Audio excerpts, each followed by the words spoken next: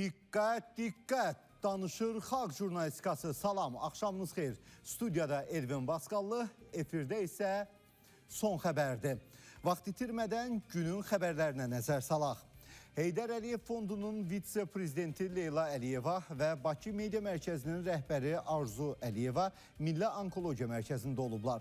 Bununla bağlı Leyla Əliyeva Instagram hesabında paylaşım edib. Onlar mərkəzdə müalicə alan uşaqları ziyarət edib.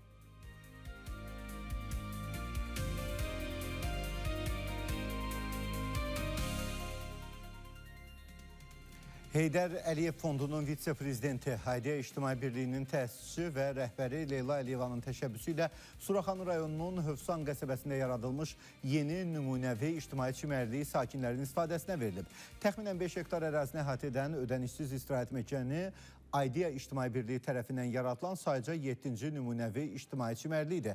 Sakinlərin rahat və təhlükəsiz istirahəti üçün çimərlik ərazilərinə Fövqəladə Hallar Nazirliyinin xilas etmə məntəqələri, kölgəliklər, soyunub geyinmə və duş kabinələri, sanitar qovşaqlar, söhbətgahlar, şezlonqlar və zibil konteynerləri yerləşdirilib. Oyun meydançaları qurulub və istifadə üçün tam hazır vəziyyətdədir. Əlilliyi olan şəxslərə müəssərliyin təmin edilməsi məqsədi ilə hərəkəti məhdud olan şəxslərin suya və çimərlikdəki məntəqələrə maneəsiz gedə bilməsi üçün xüsusi yollar və panduslar inşa edilib. Çimərlik ərazisinə ən yaxın dayanacaq əlilliyi olan şəxslər üçün xüsusi nişanlanma ilə ayrılıb. Çimərlik ərazisinə giriş və yaradılan bütün imkanlar tamamilə ödənişsiz istifadə üçün nəzərdə tutulub. Aydiyə nümunəvi ictimai çimərlikləri cəmiyyətdə ekoloji və sosial məsuliyyətin təşviq edilməsinə yönəlib.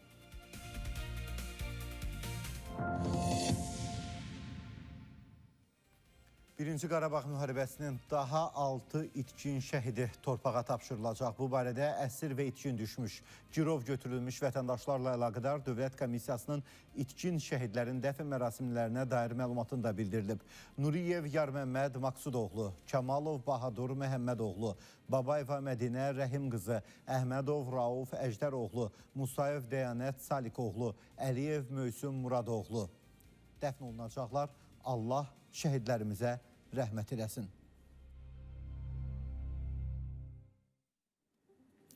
Bakı Apellyasiya Məhkəməsində Ermənistanın Azərbaycana qarşı hərbi təcavüzü nəticəsində sülh və insanlıq əleyhinə cinayətlər, müharibə cinayətləri, o cümlədən təcavüzkar müharibənin hazırlanması və aparılması, soyqırımı, müharibə qanunlarını və qaydalarını pozma, terrorçuluq, terrorçuluğu maliyyələşdirmə, hakimiyyəti zorla ələ keçirmə və digər çoxsaylı cinayətlərə görə Bakı Hərbi Məhkəməsi tərəfindən barələrində ittiham hökmü çıxarılmış Ermənistan Respublikası vətəndaşları Arayik Harutunyan, Arkadi Qukasyan, Bako Saakyan, David İşxanyan, David Babayan, Levon Mnatsakanyan və digərlərinin apellyasiya şikayətləri üzrə məhkəmə baxışı davam etdirilib.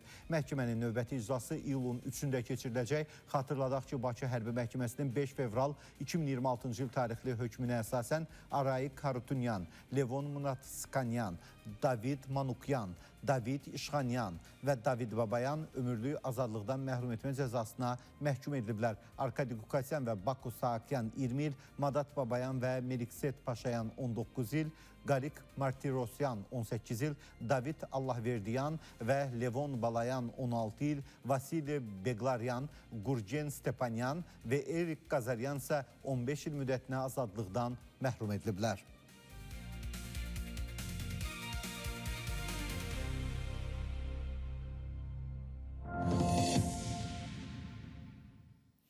Son illər Bakıda çox məşhur olan bir problem haqqında danışmaq istəyirəm. Bir neçə gün öncə də anonsda da biz bu haqda danışdıq, hətta anons etdik bu haqda xəbəri. Bir foto yayılmışdı sosial şəbəkələrdə. Bura mənim yerimdir. Bura hardan sənin yerin olur? Təsəvvür edirsiniz, məhəllədə haransa rəngləyirlər, maşının nömrəsini yazırlar və bura həmin sakinindir. Başqa adam maşını saxlaya bilməz. Və ya məhəllə sakinləri yığılırlar, məhəlləni zəbt eləyirlər. Şlaqbaum qoyurlar. Əlbəttə, şəhərin mərkəzində sakinlər buna bəzən məcbur olurlar, çünki maşın saxlamağa yer yoxdur və gəlirlər həmin məhəllədə saxlayırlar, məhəllə sakinləri də problemlə üzləşir. Amma istənilən halda bunun adı zəbtdir, işğaldır. Bəli, küçəni zəbt edirlər, işğal edirlər və bir sakin həmin o şlaqbaumla necə əziyyət çəkdiyini dilə gətirir. Nərmanov ərazisində Aşıq Molla küçəsidir. Bura şlaqbaum qoyulub. Deməli, bura mən gəlmişəm yaxın əzimgilə içəri məni buraxmırlar. Şlaqbaun deyir, pul olmalıdır. Deyir ki, mən ayda bir dəfə gələcəm deyə şlaqbauna görə pul ödəməliyəm. Fövqəladə gəlir, ambulans gəlir, keçə bilmir. Biabırçılıq deyir, Quran and olsun. Belə şey yoxdur da. Qoşturmaq olar şlaqbaunda. Belə bir küçəyə yoxdur da. Bura gediş-gəliş idi əvvəl. Yəni neçə ildir ki, gedib gəlirəm də bura. Hə, yəni gözləməliyəm ya kimsə gəlsin. Kim icazə verir? Niyə icazə verirlər bu şlaqbaumlara? Valla həqiqətən də elə bir həm də sürücü kimi bunu deyirəm. Şəhərdə hansısa məhəlləyə daxil olmaq istəyəndə mümkün deyil. Bir özünüz də müşahidə edin, Bakı sakinləri, Bakının qonaqları. Şəhərin mərkəzi küçələri şlaqbaumla zəbt olunub. Qəbələ rayonunun Yeni Dizahlı kənd sakinləri isə yolların bərbad vəziyyətdə olmasından narazıdır. Bununla bağlı kənd sakinləri qaynar xəttimizə müraciət edərək problemin uzun müddətdir həllini tapmadığını bildiriblər. Qəbələ rayonu Yeni Dizahlı kəndin yollarıdır. Çox bərbaddır yollar. Gördüyünüz kimi yola baxan yoxdur. Bu kənd çox vəziyyətdədir yolları. Yolumuz yoxdur. Baxan da yoxdur. Xahiş edirik bunu. O yollara bir çarə qılasınız. Bir əncam çəkəsiz. Yollar çox bərbad vəziyyətdədir.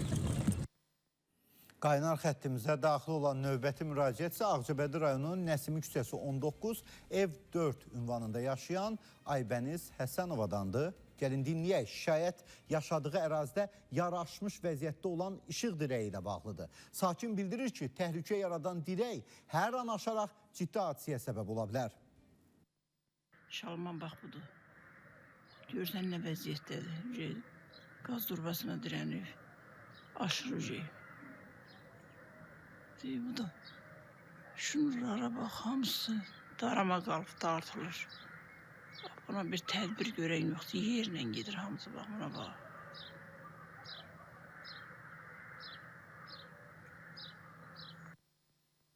Və bir son dəqiqə məlumatı əldə etmişəm, onu nəzərinizə çatdıraq. Məktəbin qarşısında təhlükə yaradan sürücü cəzalandırılıb. Sabunçu rayonunun Zabrat qəsəbəsinə yerləşən 75 nömrəli tam orta məktəbin qarşısında təhlükəli hərəkətlər edən sürücü ilə bağlı araşdırma aparılıb. Bakı şəhər Dövlət Yol Polisi İdarəsi bildirib ki, video görüntü əsasında sürücünün şəxsiyyəti müəyyən edilib və onun barəsində qanuna müvafiq tədbir görülüb. İndi görüntü ilə mən özüm də indi tanış oluram. Baxaq, gəlir velosipedi də vurur. Həmin o velosipedin üzərində bir məktəbli bir uşaq da ola bilərdi. Araşdırma aparılıb və nəticələri ilə bağlı da yəqin ki, sabah sizə ətraflı məlumat verərik. Qusarın Laza kəndinə sel gəlib. Sel nəticəsində gələn palçıqlı su çayı məcrasından çıxarıb.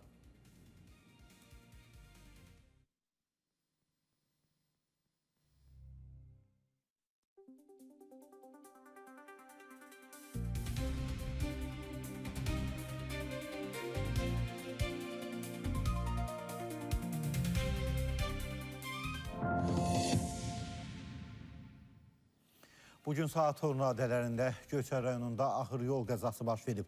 Cəyirli kəndi ərazisində Vaz 2106 markalı avtomobil əvvəlcə Kia markalı avtomobillə toqquşub, daha sonra yol kənarındakı su kanalına düşüb. Hadisə nəticəsində avtomobildə olan 84 yaşlı Ağalar Osmanov itkin düşüb.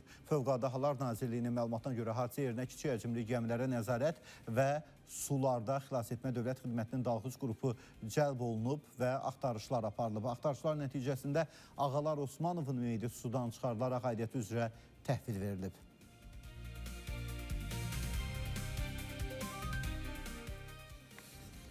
Dünən saat 17 radələrində Sabunçu rayonu Pirşağı qəsəbəsində dənizdə batan qadın müəllimə imiş. Dənizdə boğularaq ölən Zabrat qəsəbə sakini 42 yaşlı Raisə Abbasova Kəlbəcər rayon 84 saylı orta məktəbin tarix müəlliməsi olub. Bildirilir ki, Raisə Abbasovanın şagirdləri ali məktəblərə yüksək balla qəbul olub. Qeyd edək ki, ölüm faktı ilə bağlı Sabunçu rayon prokurorluğunda araşdırma aparılır. Məhz sosial şəbəkələrdə belə yazılır ki, müəllimə həddindən artıq çox sevilən bir müəllimə olub. Yüksək nəticələri olan bir müəllimə olub. Allah rəhmət eləsin.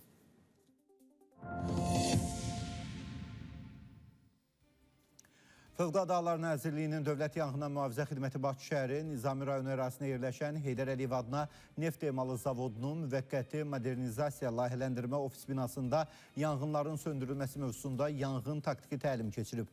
Nazirlikdən bildirilib ki, təlimin məqsədi strateji əhəmiyyətli obyektlərdə baş verə biləcək yanğınlara operativ müdaxiləni təkmilləşdirmək, yanğından mühafizə bölmələrinin birgə fəaliyyətini gücləndirmək və şəxsi heyətin peşə hazırlığını artırmaq olub. Təlim zamanı müəssisə əməkdaşlarına yanğın zamanı düzgün davranış qaydaları da izah edilib. Təlim uğurla başa çatdıqdan sonra nəticələri müzakirə olunub və aidiyyatı üzrə tapşırıqlar verilib. 051 583 2408 bu bizim qaynar xəttimizdir. WhatsApp nömrəmizdir. Günün istənilən saatında bizə yaza və ya çəkiliş etdiyiniz videonu göndərə bilərsiniz. Ən son xəbərlərdə biz bu haqda danışacağıq. Daxili İşlər Nazirliyinin Nəqliyyatı İntellektual İdarəetmə Mərkəzi sürücülərə piyada keçidlərinə yaxınlaşarkən əməl edilməli olan əsas qaydaları bir daha xatırladıb. Sürücülər ilk növbədə yol nişanlarına diqqət yetirmələri, piyada keçidinə yaxınlaşarkən sürəti azaltmalı, təhlükəsiz ara məsafəsi saxlamalı, zərurət yarandıqda dayanmalı və piyadalara yol verməlidirlər. Eyni zamanda sərt əyləcdən istifadədən çəkinmək tövsiyə olunur. Mərkəz vurğulayıb ki, hər bir sürücünün bu qaydalara riayət etməsi vacibdir. Əks halda piyadaların vurulması ilə nəticələnən yol qəzalarının baş vermə təhlükəsi artır.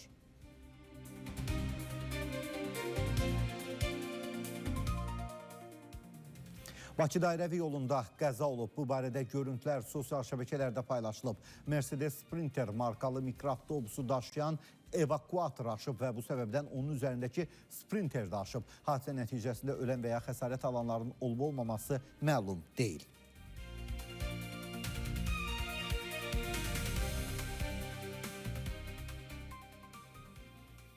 (051 583 2408) qaynar xəttimizdir. Xarici xəbərlə davam edək. Yemək yeyərkən qarşısındakı güzgüdə öz əksini görən Norveçli futbolçu Erling Haaland gözlənilmədən diksinib. Onun bu reaksiyası sosial şəbəkələrdə sürətlə yayılıb və istifadəçilər arasında geniş müzakirələrə səbəb olub.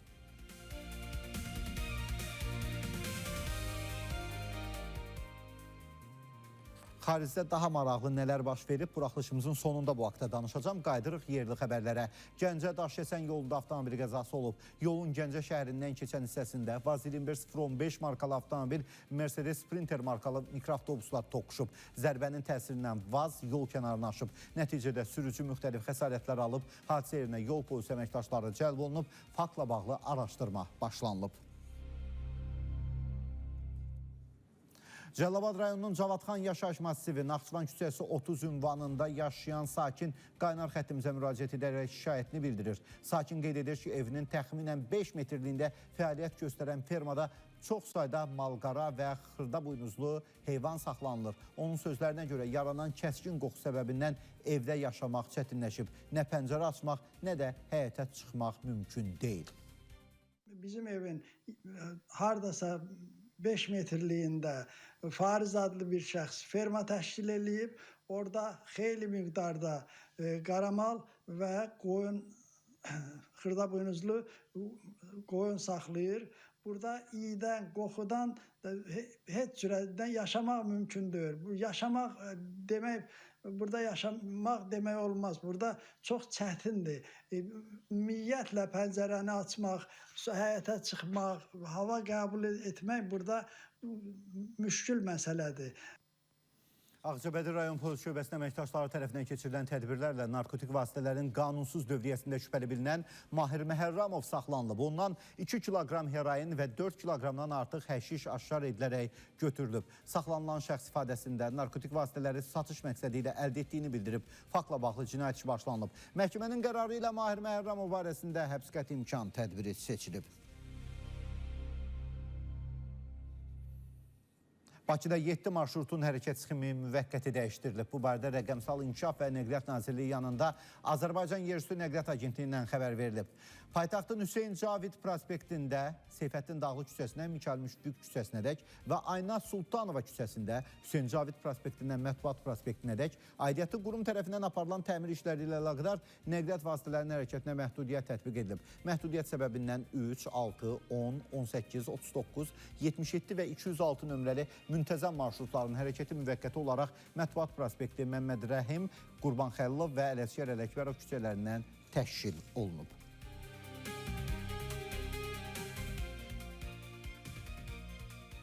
Cəlilabad sakini Akşin Şəbiyev 50 yaşında peşə təhsili alaraq məzun olub. Uzun illər dərziliklə məşğul olsa da bu sahə üzrə rəsmi təhsili olmayan Cəlilabadlı bir neçə il əvvəl Cəlilabad Dövlət Peşə Təhsil Mərkəzinin dərzi ixtisasına qəbul olub. Özündən təxminən 30 yaş kiçik tələbələrlə birlikdə təhsil alan Akşin Şəbiyev yaşın təhsil almağa mane olmadığını sübut edib. O təhsilini uğurla başa vuraraq bugün keçirilən məzun tədbirində diplomunu alıb. Akşin Şəbiyev bildirib ki, bundan sonra həm dərzi kimi fəaliyyətini davam etdirmək, həm də müəllimlik edərək qazandığı bilik və təcrübəni gənclərlə bölüşmək niyyətindədir.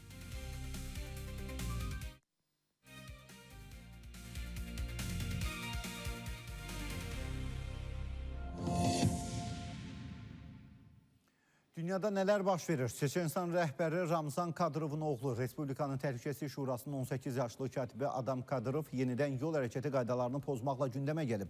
O Instagram sosial şəbəkəsindəki hesabında avtomobil idarə etməsi ilə bağlı video paylaşıb. Kadrlarda onun yol hərəkəti qaydalarının eyni zamanda bir neçə maddəsinin tələblərini pozduğu görünür. Belə ki, videoda onun qoşa xəttin tələblərini pozaraq qarşısı olağa çıxdığı, sürət həddi saatda 50 km olan yolda avtomobili 112 km-lə idarə etdiyi, təhlükəsizlik kəmərini taxmadığı və sükan arxasında telefondan istifadə etdiyi diqqət çəkir. Rusiya mətbuatı yazır ki, yol hərəkəti qaydalarının müvafiq maddələrinin pozulmasına görə sürücülük hüququndan məhrum etmə cəzası nəzərdə tutulub. Həmin görüntülər sosial şəbəkələrdə böyük səs-küyə səbəb olsa da, hələlik məsələ ilə bağlı heç bir rəsmi açıqlama verilməyib. Xatırladaq ki, bu Adam Kadırovun yol hərəkəti qaydalarını pozması ilə bağlı ilk hadisə deyil.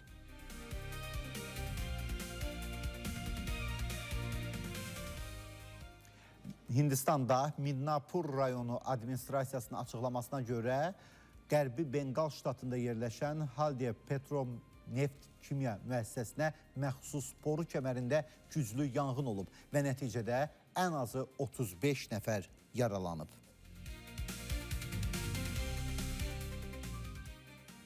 Dünya üzrə milyarderlərin sayı hazırda 3302 nəfərə çataraq yeni rekord müəyyənləşdirib. Bu barədə İsveçrənin UBS Group AG bankının təqdim edilən illik hesabatında qeyd olunub. Tədqiqat 2025-ci ilin aprel ayından 2026-cı ilin aprel ayınadək olan müddəti özündə birləşdirir. Hesabatda bildirilir ki, bu il qlobal miqyasda 3302 dollar milyarderi mövcuddur. 3302 milyarder və bu 2025-ci ildəkindən 383 nəfər və ya təqribən 13,1% çoxdur. Həmin şəxslərin 1000-dən çoxu Birləşmiş Ştatlarda, 560-sı Çində, 211-i isə Hindistanda yaşayır. Deməli, bir il ərzində dünyada milyarderlərin sayı 383 nəfər artıb. Hollywood senaristi və rejissoru Carl Rinch Netflix'dən aldığı 11 milyon dolları təyinatı üzrə istifadə etmədiyi üçün 2 il 6 ay azadlıqdan məhrum olunub. Rinch bu pulu çəkilişi başa çatdırılmayan White House, yəni Ağ At adlı elmi fantastik serialın hazırlanmasına xərcləməli idi, lakin o vəsaiti şəxsi hesabdan köçürərək bahalı avtomobillər, saatlar, geyimlər və ev əşyaları alıb. Rejissorun yalnız 2 döşəyə 638 min dollar xərclədiyi də məlum olub. Məhkəmədə çıxış edən Rinch və vəkilləri bildiriblər ki, onun bu addımlarına psixoloji problemləri və qəbul etdiyi dərmanlar səbəb olub. Rejissor hazırda müalicə alır. Aktyor Keanu Reeves də daxil olmaqla bir neçə tanınmış şəxs məhkəmədən Rinchə daha yüngül cəza verilməsini xahiş etsə də, hakim onu 2 il 6 ay həbs cəzasına məhkum edib. Və sonda Qarabağ klubu. Fəxrimiz Macarıstanın Zetek klubundan mərkəz müdafiəçisi Bens Varkonini transfer edir. Transferin dəyəri təxminən 1 milyon avro təşkil edir. 24 yaşlı Macarıstanlı mərkəz müdafiəçisinin Azərbaycan klubu ilə 3 illik müqavilə imzalayacağı gözlənilir. Insider qeyd edib ki, Bens Varkoni Zetek klubunun əsas heyət oyuncularından biri olub və karyerasında növbəti addımı məhz Qarabağa keçməklə atır. 051-583-2408 qaynar xəttimizdir, WhatsApp nömrəmizdir. Günün istənilən saatında çəkdiyiniz videonu bizə göndərə bilərsiniz və sabah yenidən görüşərik. Vədimizə sadiq olaq.